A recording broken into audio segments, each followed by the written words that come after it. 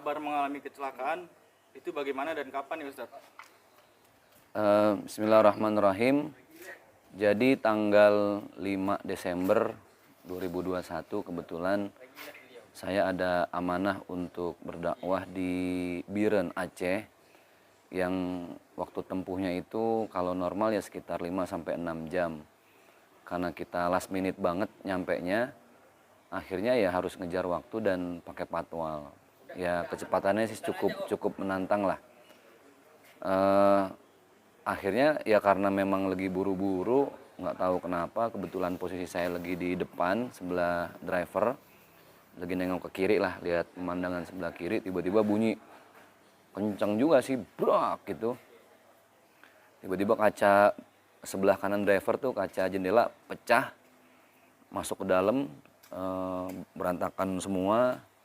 Terus sempat masuk ke sela-sela baju saya gitu, cuman untungnya karena pakai kaos dalam, ya alhamdulillah nggak ada apa-apa, cuman kena bagian tangan aja sebelah kiri. Jadi ya banyak bekas-bekas serpihan kaca gitulah. Ya itu kejadian memang kira-kira setengah jam mau sampai di lokasi acara ya. Sudah masuk ke Biren sih. Dan treknya juga memang agak kayak di puncak gitulah, banyak tikungannya dan di bukit-bukit. Tapi alhamdulillah kebetulan saya sama orang tua saya, sama mama papa saya, semua penumpang di mobil kita selamat. Cuman ya yang sempat shock itu ya drivernya. Karena kenceng banget bunyinya dan sempat kena badan dia juga gitu. Kenapa sih Ustadz perkiraan bisa terjadi kecelakaan tersebut?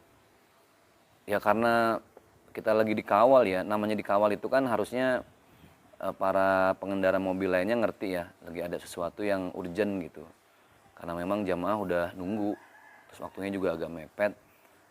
Ketika kita sengaja memang dikawal supaya lebih aman, tertib. Jadi nggak, kalaupun speednya agak cepet, tapi kan tetap ada dari pihak kepolisian yang ngawal kita. Mungkin yang dari arah sebaliknya nih nggak terlalu ngerti gitu ya, disangkain mungkin 1-2 mobil, karena kita kemarin ada 4 mobil, tiba-tiba dia udah minggir kiri, masuk kanan lagi, udah menghantam spion, akhirnya pecah masuk ke dalam.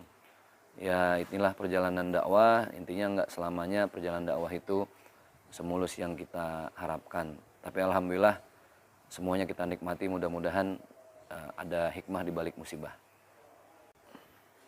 Terus Ustadz, apa yang dialami Ustadz sendiri? Kabarnya kena pecahan kaca, sempat dibawa ke RS nggak? Wah nggak sampai ke rumah sakit, enggak. Sebenarnya kejadian yang ya alhamdulillah, maksudnya nauzubillah ya, kejadian seminim mungkin.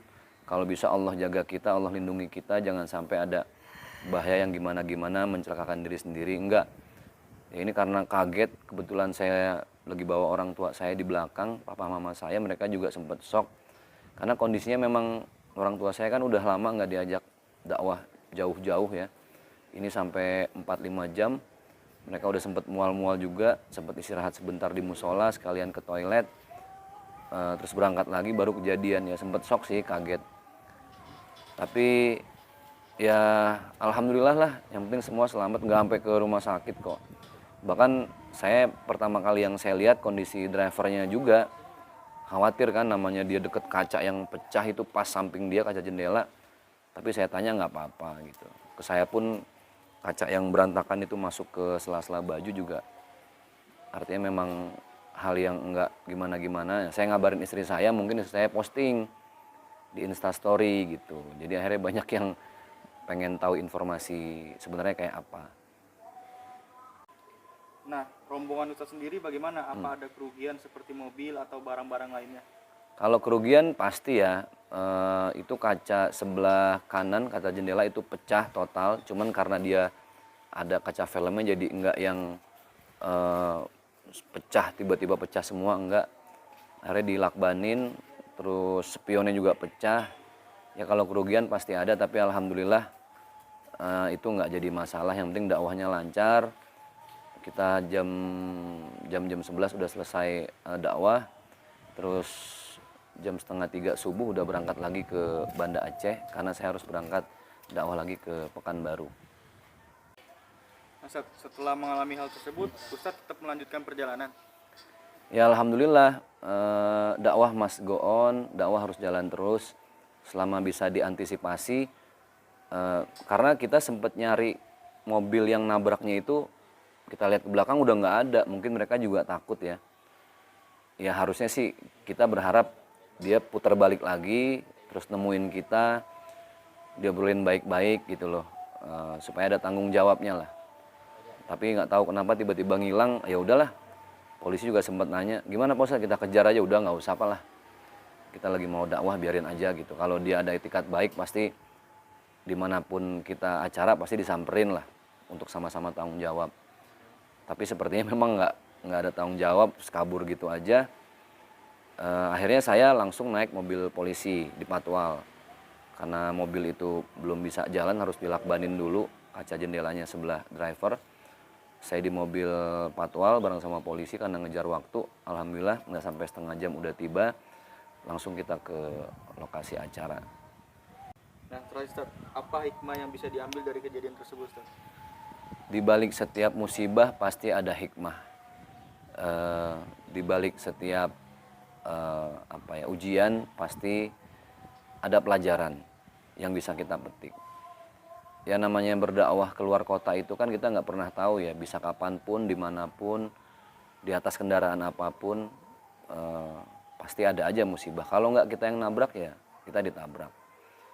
Ya intinya tetap untuk jaga keselamatan, saya pakai safety belt, kendaraan juga tetap saya wanti-wanti ke driver supaya kalaupun dikawal ya tetap harus siap siaga kalau ada apa-apa gitu. Karena namanya dikawal kan kita nggak pernah tahu.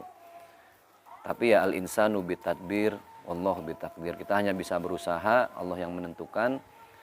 Yang namanya musibah itu kita nggak pernah tahu ada di mana-mana. Tapi memang dari awal berdakwah ke luar kota, ke pelosok-pelosok, saya sudah menyadarkan diri saya sendiri bahwa resikonya juga cukup tinggi. Tapi ya itulah bagian dari dakwah, dan saya ngebayangin dakwahnya Rasulullah, dakwahnya para Sunan Wali Songo, ya kita belum seberapa lah. Intinya memang inilah perjalanan dakwah yang penuh dengan lika-liku. Hikmahnya dakwah must go on. Apapun yang terjadi, dakwah harus terus disampaikan. Balighu anni walau ayat. Karena pasti masyarakat juga senang, bahagia ketika melihat ada para pendakwah, nggak cuma saya yang datang jauh-jauh dari Jakarta, menemui mereka langsung di pelosok-pelosok. Itu sebuah kebahagiaan yang nggak bisa diukur dengan materi sebanyak apapun.